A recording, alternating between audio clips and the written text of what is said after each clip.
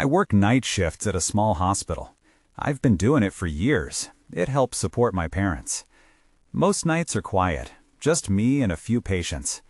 But something strange started happening a few weeks ago. I still can't shake it off. The hospital's old.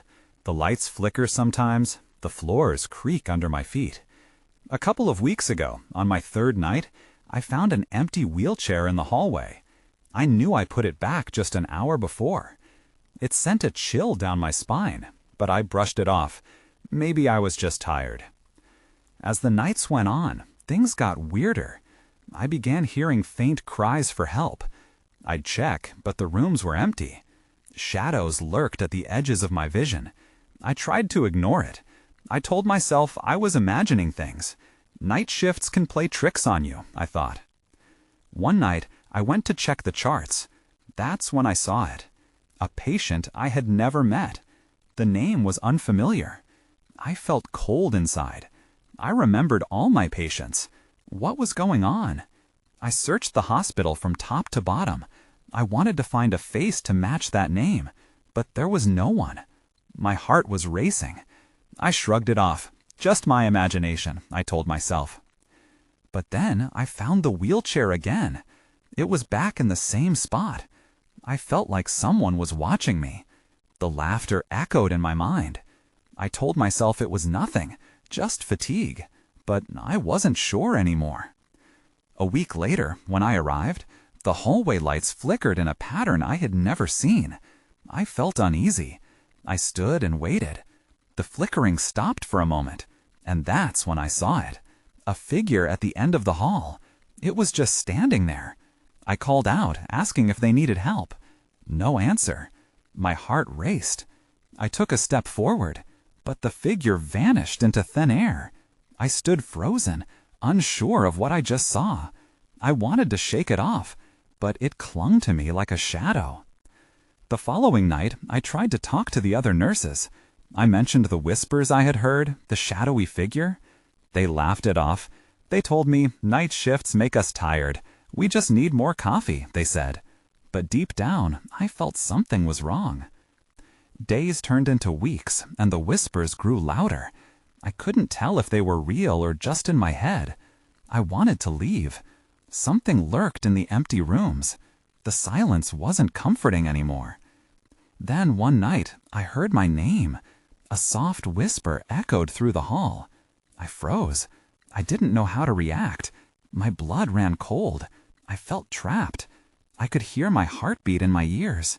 I looked around, expecting to see someone, but it was just me and the empty, dark hall. I stepped back, feeling the weight of the night closing in. I wanted to run, but I felt drawn to the whispers. What were they trying to tell me? I had to make a choice. Either stay and face whatever this was, or leave and never look back.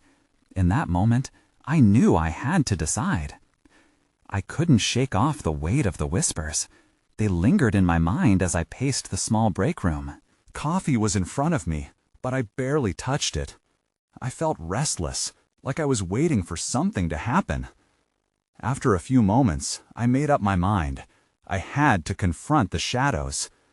I grabbed a flashlight and stepped into the dim hallway. The air felt heavy. I moved cautiously, trying to keep my breathing steady. The whispers danced just beyond my hearing, too soft to discern, but I felt them tugging at me. Then I heard it again, clearer this time, my name. My heart sank as I turned toward the nurse's station. I quickly glanced at the clock. It was almost 2 a.m. I told myself it was just the night, my imagination playing tricks. But I was more afraid of the unsettling reality that lurked here than anything my mind could conjure. I forced myself to search the nearby patient rooms. I opened the first door and scanned the empty bed. Just a lonely space where a patient should have been. The eerie quiet was interrupted by a loud bang from down the hall. I jumped, my flashlight beam wavering as I rapidly turned toward the noise. The source was a supply closet. I approached it, heart racing. The door creaked open slightly. "Hello?" I called out, bracing for the unknown.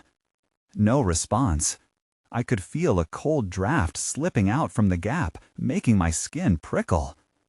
Before I could rationalize it, I swung the door open. It was dark inside, and all I could see were shelves filled with linens and medical supplies. As I aimed my flashlight into the recesses, something caught my eye. A small, dusty notebook lay on the floor. I picked it up and opened it. The pages were filled with notes that were messy and chaotic. I squinted at the handwriting, trying to decipher it. Names of patients, dates, doodles. But one page caught my breath. A list of names, each marked with lines, as if they had all been crossed out. I flipped to the next page, and my hands shook. There were sketches, too, dark figures with hollow eyes. I slammed the notebook shut, my heart pounding in my ears. Suddenly, I heard it again, the whispering, more insistent now. It was coming from the end of the hall. I hesitated. The last thing I wanted to do was walk toward the darkness, but I felt compelled. I needed answers. The shadows seemed to swirl at the corners, beckoning me. I took a deep breath and moved forward. As I approached the end of the hall, the lights flickered violently, plunging everything into darkness for a moment. When they returned, the figure I had seen before was standing there, clearer than ever. I froze as it turned to face me, its form shifting like smoke, yet somehow solid. It pointed a long, bony finger at the open door behind it. My heart sank. I knew I had to go there. I could feel the pull, the urgency. But something deep down screamed to run. I stood there, barely breathing, caught between fear and the desperate need to know what lay inside that darkness. I had to make a choice, and I could feel the weight of it pressing down on me. I knew I couldn't stay frozen forever. The figure, the thing, was still watching me, its shadowy presence pulling at my sense of reality. I made a choice. Steeling myself, I took a step toward the open door. The air around me felt electric, tense with anticipation. The door creaked as I neared, revealing a room that had once been a patient sanctuary. Now it felt like a tomb. The darkness swallowed everything, except for the faint outline of a bed and the ghostly remnants of medical equipment. I flipped my flashlight beam into the room, revealing peeling paint and dust motes swirling in the air like lost souls. As I stepped inside, the whispers intensified, swirling around me like an unseen whirlwind. They were incoherent, but a few words stood out. Help, lost, and my name. Panic surged. I turned to leave, but the door slammed shut behind me, plunging me back into darkness. My breath quickened as I thumped my palm against the door, but it wouldn't budge. I could hear my heart thudding in my chest, the only sound in the silence that followed. Where had the figure gone? I swung the flashlight around, the beam trembling in my grip. The beam fell on a figure in that corner. I gasped. It wasn't the same shadowy figure. This one was smaller, a child, pale, with wide eyes full of something unrecognizable. I instinctively took a step back, fear curling at my stomach. "Are you okay?" I managed to ask, my voice a mere whisper. The child didn't answer. It simply watched me, unmoving, save for a finger that pointed at the bed. My curiosity warred with terror. I glanced at the bed, and my heart dropped. There on the sheets lay another dusty notebook, this one open. It appeared more organized, the handwriting neat and precise. Stepping forward despite my instincts, I caught a glimpse of familiar names written in elegant script. Panic surged again. They were the names from the previous notebook, but they were written alongside dates. The dates were all too recent. I flipped the pages, eyes racing over the words. descriptions of patients' conditions that were hauntingly detailed. Each entry culminated in the same chilling phrase, "No hope." I could feel tears prickling at the corners of my eyes, my throat tightening. The child stood, still silent, watching me. I needed to get out. I turned back to the door, ready to force it open, but it was now blocked. The air thickened with a chilling voice whispering, "Stay." I turned to face the child, who only pointed again, urging me to read more. I wanted to scream, but the sound caught in my throat. Then, everything went dark again. The light flickered out, leaving me alone in suffocating blackness. I fumbled for the flashlight, panicking, but just before the beam flickered back to life, I felt a presence, cold and heavy at my side. As the light spilled out, I froze. Right next to me, the figure was back, its hollow eyes gazing straight through me. I realized then that it wasn't trying to harm me. It wanted something. It was like it was pleading. The child spoke softly. "They need you." Then, in the light of the flashlight, I caught sight of something on the floor. A simple card, a name scrawled across it that sent a chill down my spine. I knew I had to act fast. I needed to figure out what the connections were. Who were these people? What did they need? But deep down, I already feared I might not like the answers I found. I couldn't shake the cold dread gripping my chest. The child's words echoed in my mind. "They need you." I turned my attention back to the card on the floor. As I bent down, my flashlight beam revealed the name clearly, Emily Chase.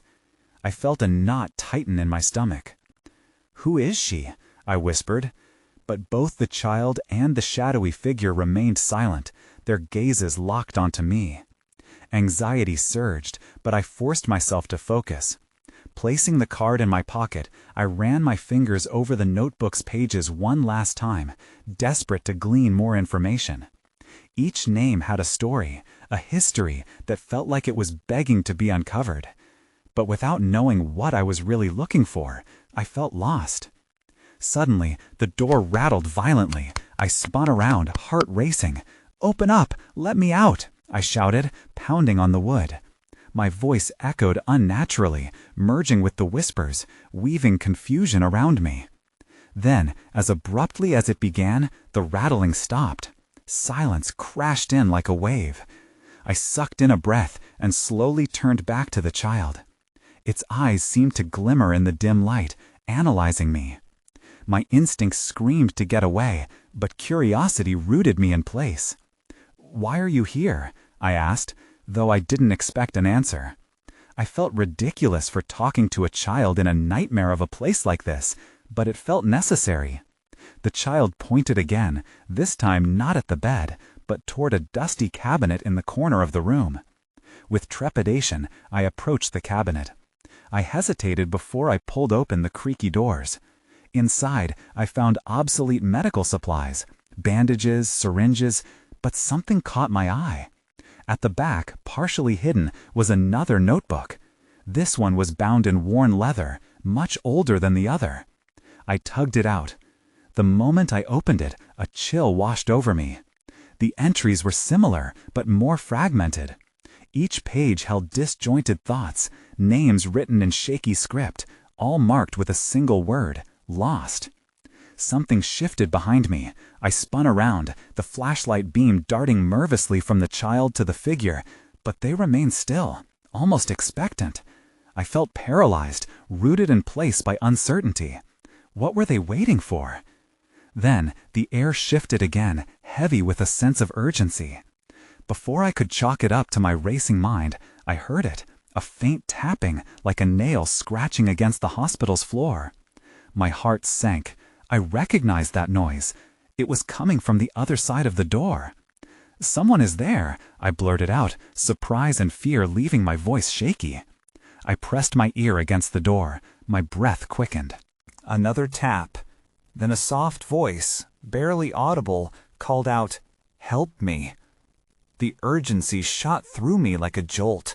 I had to help. I had to get out. But before I could gather myself to act, the door slammed open and darkness flooded the room. I stumbled back, disoriented. The flashlight flickered again, casting eerie shadows as I shouted, "Who's there?" The response came not with a voice, but with the sudden emergence of a new figure, this one tall and cloaked in an oppressive blackness. Panic surged through me as it stepped forward, and I felt the air grow icy. I knew it wasn't here to help. I turned toward the child, agonizing dread pooling in my stomach. "What do you want from me?" This was spiraling out of control, and I had to find a way out before it was too late. The figure loomed closer, and a sense of dread squeezed my chest. Its presence was like a shadow creeping over my skin, and I wanted to run, but my feet felt glued to the floor. "What do you want?" I repeated, my voice shaking, unsure if I even wanted an answer. The child stayed silent, still staring with those wide eyes, as if waiting for something to happen. My grip tightened on the leather notebook I had pulled from the cabinet. I tore my gaze from the figure and turned back to the child. "I need to help you," I said, feeling desperate, "but I don't know how. Just tell me." The air crackled with tension, as if the room itself was listening. The figure shifted, its form fluttering like smoke. I swallowed hard, ready to brace myself against whatever horror it might unleash. But instead of an attack, there was only a whisper, soft yet chilling. "Find her," it hissed, the sound wrapping around me like cold fog. "Find who?" I gasped, my voice rising in pitch. My mind swirled with images of names I had seen in the notebook, of lost souls wandering through this abandoned place. Emily Chase? Was she part of this? Did she need help too? The child's finger darted toward the floor.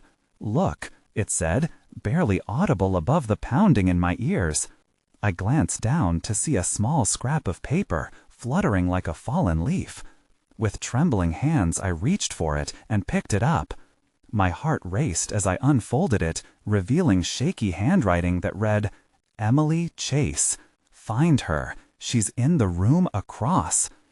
The weight of the sentence crashed over me, settling around my heart like an anchor. The room across? Was it true? Suddenly, I felt the pulse of urgency. If there was a chance to help Emily, I couldn't ignore it.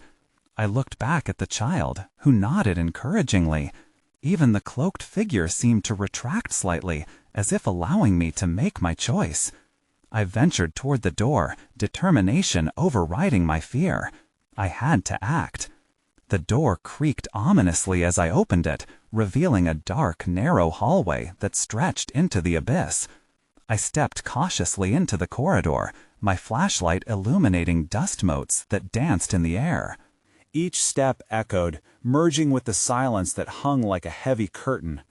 I turned to glance back, but the child had vanished, leaving only the black shape lingering in the doorway. A chill ran down my spine. Had I lost my only source of guidance? Determined, I pressed forward, driven by a need to find Emily. The faint sounds of my own breathing filled the silence as I approached the next door. It looked the same as the one I had just left, old and weathered, with a rusty doorknob that seemed to fizz with anticipation.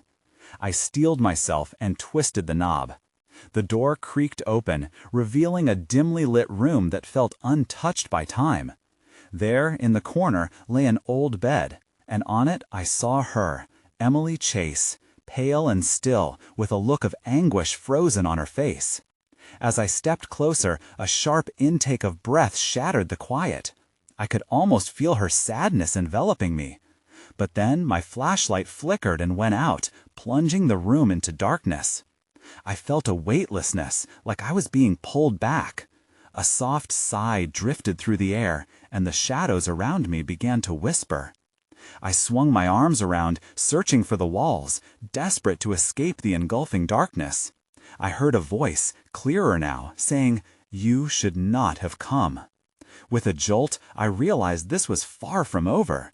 The chilling certainty settled in my bones. I had awakened something, and now I needed to learn the truth before it claimed me too. I stood in the suffocating darkness, barely able to breathe. Fear gripped me as the whispers intensified. They curled around the edges of my mind like tendrils, pulling me deeper into confusion. I strained my eyes, hoping to catch a glimpse of Emily, but all I could see were shadows, thick and oppressive. "Who are you?" I called out, my voice shaking. "What do you want with her?" The cold sigh returned, wrapping around me. "Leave while you still can," it warned, echoing off the walls. I felt the weight of those words settle over me like a shroud. Part of me wanted to listen, to turn back. But something else, a flicker of determination, demanded that I stay. I stood in the suffocating darkness, barely able to breathe. Fear gripped me as the whispers intensified. They curled around the edges of my mind like tendrils, pulling me deeper into confusion. I strained my eyes, hoping to catch a glimpse of Emily, but all I could see were shadows, thick and oppressive. "Who are you?" I called out, my voice shaking. "What do you want with her?" The cold sigh returned, wrapping around me.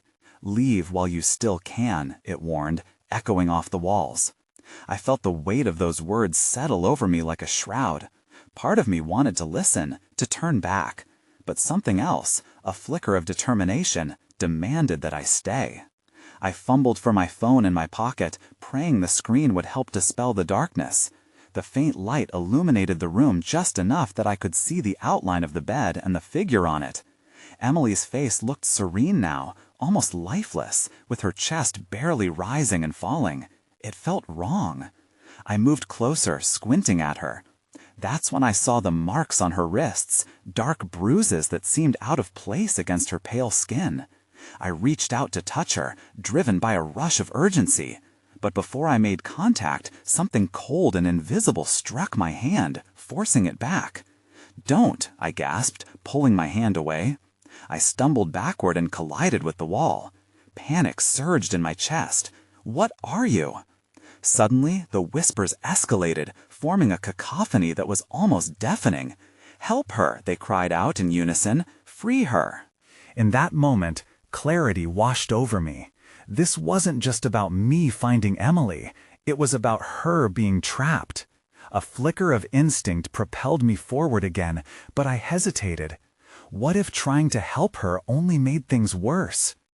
I steadied my breath, reminding myself of the child's words, "Find her." I needed to know what had happened to Emily. I rifled through my memories of the notebook. Names flooded back, stories of pain and loss. Had they all been part of this twisted web? I looked around for any clues, desperately searching the room. My eye caught an old tattered journal lying on the bedside table. The cover was worn and stained, but I could just make out the letters Emily Chase. My heartbeat quickened. Could this be the key to saving her? I reached for it, my fingers brushing against the pages. As soon as I opened it, a gust of wind rushed through the room, slamming the journal shut. The darkness thickened, swallowing the light from my phone. I felt a pressure build around me, a force pushing against my chest. "Leave!" the voice shouted again, this time sharp and piercing, echoing with an authority that felt old and dangerous. I staggered back, struggling to hold my ground. I couldn't retreat now. I had to know the truth. I would not let fear control me. Then I heard it, a soft whimper coming from Emily. I turned back to her, heart racing. "Emily?" I whispered urgently. "I'm here. I won't leave you." As I spoke, her eyes fluttered open, revealing a haunted gaze. "You shouldn't have come," she murmured, her voice trembling. "It's not safe." My breath caught in my throat. Nothing made sense. But before I could respond, the shadows surged forward, enveloping Emily. They twisted and writhed, and I realized with horror that I had made a grave mistake. The room began to spin, and just as I thought I might lose it all, I heard a single sentence clear as day. You cannot help her without knowing the truth. I snapped my gaze around, frantic. What truth? And who or what was keeping her prisoner? The walls seemed to vibrate with the weight of secrets, and I knew I had to uncover them before time ran out. I felt the pressure of the shadows suffocating me, but I fought to stay focused. Emily's voice lingered in my ears. It's not safe. I had to know what that meant. I needed answers, and I needed them fast. Without thinking, I grabbed the journal again, determined to pry it open. The air crackled as I pulled at the cover. This time it relented. The pages fluttered wildly, and I squinted through the dim light, trying to read the scrawled handwriting. "Help me find what was taken," one entry said, scrawled in shaky letters. "They keep it hidden, feeding on fear." My heart sank. What could possibly be hidden, and why was it so important? A few more entries later, I stumbled upon a name, Lucian. The mention of that name made the air feel electric. I had heard that name before, in conversations that slipped through the hospital staff like hushed secrets. "Lucian," I whispered, "who are you?" Then the shadows stirred again, shrinking the light that dared to stretch from my phone. It felt as if they recognized the name. A chill ran down my spine. I flipped the page frantically, but the words seemed to dance away from me. "Find the mirror." There it was, an urgent plea. I scanned the room, hoping to find a mirror that could provide further clues. My gaze fell on a small, cracked mirror hanging on the wall opposite the bed. I couldn't recall noticing it before, but now it beckoned me. I moved closer, taking hesitant steps. The shadows seemed to pulse in rhythm with my heartbeat, vibrating against the walls. "This can't be happening," I muttered, battling doubt. When I stood directly in front of the mirror, my heart raced. The surface was murky, and I couldn't see my reflection clearly. But I felt a strange pull. My pulse quickened, and I placed my hand on the cool glass. Suddenly, the whispers surged around me again. "Look!" they cried, and I realized the mirror had changed. It no longer reflected the room. Instead, it showed a dimly lit forest, shadows flitting between the trees. I saw flashes of Emily's face, blurred but pleading. "Emily!" I shouted. But the image flickered, replaced by something else. Dark figures emerging from the trees, twisting and curling like smoke. Their eyes glowed with a hunger that sent chills crawling over my skin. All at once, the whispers grew deafening. "You cannot save her. The truth holds power." I slammed my eyes shut, the chaos overwhelming me. I stumbled back, the journal slipping from my grip and crashing to the floor. When I opened my eyes, the mirror was normal again. But the whispers had quieted to a low hum, and I could feel a change in the air. It felt charged, electric, as if something was waiting to happen. I looked around, heart pounding, suddenly aware that I was no longer alone. A figure stood at the doorway, shrouded in darkness, watching me intently. "You're asking the wrong questions," they said, their voice smooth and chilling. "I can show you both the truth and the cost of knowing it." My heart sank. I had hoped for help, but something in their tone made it clear that their intentions were anything but pure. The room felt smaller, closing in around me. I took a step back, knowing I was about to face a new threat. "Who are you?" I managed to croak, dread pooling in my stomach. But before an answer came, the shadows surged again, filling the space with a thick darkness. I knew one thing for certain. I had to act quickly, before it consumed everything I held dear, starting with Emily. I didn't have time to think. I spun around, desperate to find an escape. The only door in the room felt like a black hole, a dark path I didn't want to take. But I was running out of options. The figure moved closer, gliding silently. "What are you so afraid of?" they taunted. I could see their face now, pale with black eyes that seemed to absorb the light around them. My skin crawled with a mix of fear and anger. "Leave me alone!" I shouted, hoping to find my voice amidst the unease. The shadows pulsated, reacting to my defiance, but I stepped towards the door anyway. The figure laughed, a low, chilling sound. "You can't escape the truth," they said. "It will find you." I flung open the door and bolted into the hallway, my heart racing. The fluorescent lights above flickered erratically, and I felt the shadows trailing behind me, clinging like a whisper in my ear. I had to get to Emily. I had to find out what was happening. I sprinted toward the nurse's station, hoping someone there could help. I stumbled into the room, but it was empty. Panic welled up inside me. Where was everyone? The silence was suffocating. I checked the nearby rooms, but each one was devoid of life, eerily quiet, except for the pounding of my own heart. I brushed my fingers over a cold stethoscope that lay abandoned on a counter. "Where is everybody?" I muttered under my breath. That's when I caught a glimpse of movement in the corner of my eye. I turned quickly, expecting to see the dark figure, but it was only shadows flickering along the walls. Still, it sent a jolt through me. Anxiety twisted my gut as I backed up against the counter, feeling trapped. I forced myself to breathe and recalled the journal. "Find the mirror," it said. I had seen a reflection of the forest, Emily's pleading face. Maybe I needed to go back. Maybe the answers were still waiting for me there. But just as I turned to leave, a low growl echoed in the hallway. It was deep and guttural, a threat vibrating through my bones. I looked toward the source, heart pounding. Something was coming. The shadows thickened, reshaping into a mass at the far end of the hall. I could see it then, a dark figure, towering and swirling, an embodiment of the fear I had felt since that night began. "You cannot run," it whispered, echoing the voice from before.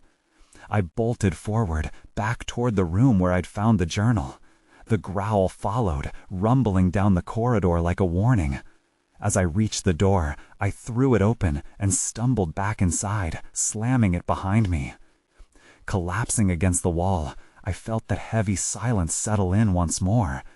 But I could still hear the growl, low and continuous, pulsating outside. The shadows clawed at the edges of the light, demanding entry. Fumbling for the journal, I quickly flipped through its pages, seeking any clue that might give me a foothold in this chaotic reality. Then it caught my eye. A small sketch of a mirror, with strange symbols carved along its edges. This could be it, I thought, desperate for a lead. My resolve hardened. I needed to find that mirror again, and soon. Before I could think too much, I turned my back to the shadows and sprinted to the door. As I opened it, I found the hallway was gone. In its place was a swirling vortex, a portal of darkness that beckoned me with a sinister allure. "Emily," I whispered, knowing this was a point of no return. I took a step forward into the unknown. My foot crossed the threshold of the swirling vortex, and for a moment I felt weightless, suspended in a dark dream. Then a rush of cold air slammed against me, pulling me into a new reality. I stumbled and fell onto hard concrete, pain shooting through my knee. I looked around. I was in a dimly lit corridor, but it felt different, almost alive. The walls were lined with mirrors, reflecting distorted images of myself in odd angles. Each reflection twisted my features, amplifying my unease. "Where am I?" I whispered to no one. My breath came out as a puff of mist in the chilly air. As I got to my feet, a faint sound reached my ears, a soft weeping echoing from somewhere deeper in the corridor. "Emily?" I called out, my voice trembling. The weeping intensified, twisting around the corners of the maze-like hallway. I took a tentative step forward, determined to find her. I focused on the sound, letting it guide my shaky steps. Each step stirred the shadows. The closeness of the weeping made my heart race. I could almost feel Emily's presence in the air, but the shadows seemed to stretch out, wanting to pull me back. I shook off the feeling and pressed on. Turning a corner, I nearly bumped into a mirror. I paused, staring at my own reflection. But something was off. The version of me smiling back looked different. There was a flicker of movement. No, a grin creeping across my own face that I wasn't making. A shiver ran down my spine. "Stop it," I said, taking a step back. A jagged fear gnawed at me. Was I losing my mind? I quickly moved past the mirror, pushing onward through the corridor. The weeping intensified, morphing into a soft voice calling my name. "Help me." I rounded another corner and saw her, a figure slumped against a wall. Emily. My heart surged with hope, and I rushed forward, but the sound of my footsteps echoed hauntingly. When I reached her, I found her face pale and tear-streaked, eyes wide with fear. "Emily," I cried, kneeling beside her. But the moment I reached for her, she recoiled. "Don't touch me! It's not safe!" she screamed, her voice wild. "What do you mean? I'm here to save you," I said, panic flooding my words. Suddenly, the shadows thickened, swirling faster, and the growl returned, louder than before. I could feel it rumbling through my bones, drowning out our conversation. Emily's eyes darted to the mirrors around us, panic rising as she pointed. "They're watching! They want you, too!" I turned to find every mirror showing reflections of dark figures, their hollow eyes staring back at me. I could practically feel their hunger. Heart racing, I scrambled back, yanking Emily with me. "Run," I insisted. It was chaos. We bolted down the hall, mirrors flashing images of us, and the growl echoed around us, demanding our attention. But then, out of the corner of my eye, I spotted another mirror, larger, more ornate than the others, with the markings I had seen in the journal. "There! The mirror!" I shouted. Before we could reach it, the shadows lunged at us, cutting off our escape. Panic surged. "I can't let them take you," I yelled, clutching Emily's hand. Then everything went dark.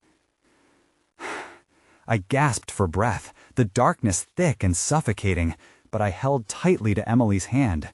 A disorienting silence enveloped us, broken only by a faint echo of the growl. Was it too late? Had we made a choice we couldn't unmake?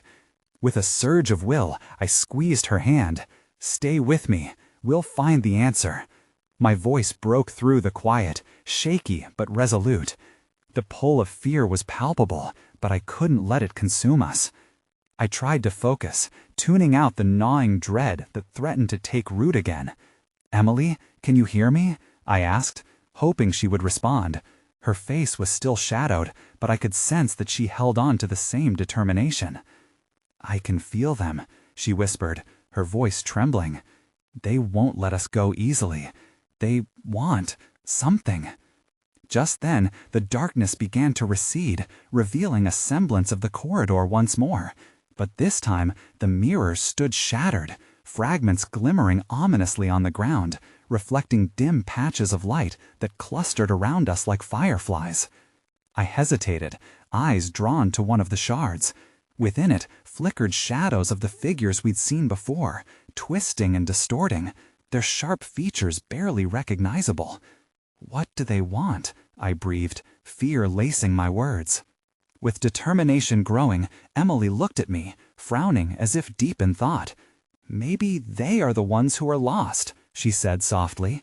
"Maybe they need us to remember them." "Remember?" I echoed, struggling to grasp the concept. "I think they were patients, just like us," she replied, "bound to this place, forever waiting for someone to listen." As her words sunk in, the shadows began to writhe, seemingly reacting to our conversation. I swallowed hard, beginning to grasp the complexity of our situation. Perhaps the mirror would still show us the truth, but we needed to confront it. "We have to be brave," I breathed, feeling a flicker of hope. If their pain fuels this darkness, maybe understanding will free them and us. I turned back to the large mirror, every step ignited with intention. The shattered pieces of glass twinkled underfoot. As I reached out again, a pulse of energy surged through the air, a mix of melancholy and yearning that reverberated off the walls. The echo of whispered pleas filled my ears, urging me to listen. Drawing closer, Emily intertwined her fingers with mine, anchoring our resolve. I steadied myself, bringing my palm to the surface of the mirror. "We are here," I declared, my voice ringing out against the growing shadows. "We're listening." As those words left my lips, the surface of the mirror rippled, forming images of countless faces, each etched with despair. They were the forgotten, the lost. Their stories cascaded around us like a tapestry of sorrow. Suddenly, whispers erupted like an echoing chorus, begging for recognition. From me, from Emily, from anyone willing to understand their pain. "Find us," one voice cried. "Remember us." The shadows flared to life, growing frantic, choking the air with urgency. They coalesced into forms just beyond the mirror's surface, shifting and flickering, as if drawn toward us. Heat rushed into my chest, and determination surged. "Emily, we have to break the cycle. We have to remember them," I shouted, allowing the weight of their stories to flow through me, trying to reach the core of each tortured soul. "Find us," one voice cried. "Remember us." The shadows flared to life, growing frantic, choking the air with urgency. They coalesced into forms just beyond the mirror's surface, shifting and flickering, as if drawn toward us. Heat rushed into my chest, and determination surged. "Emily, we have to break the cycle. We have to remember them," I shouted, allowing the weight of their stories to flow through me, trying to reach the core of each tortured soul. Threading our connection tighter, I began recalling the names I had seen in the journals, the stories left behind. "Isabel, John, Lucien," I cried, not in fear, but in solidarity. Each uttered name echoed violently in the air, pushing against the shadows and sending tremors through the mirror.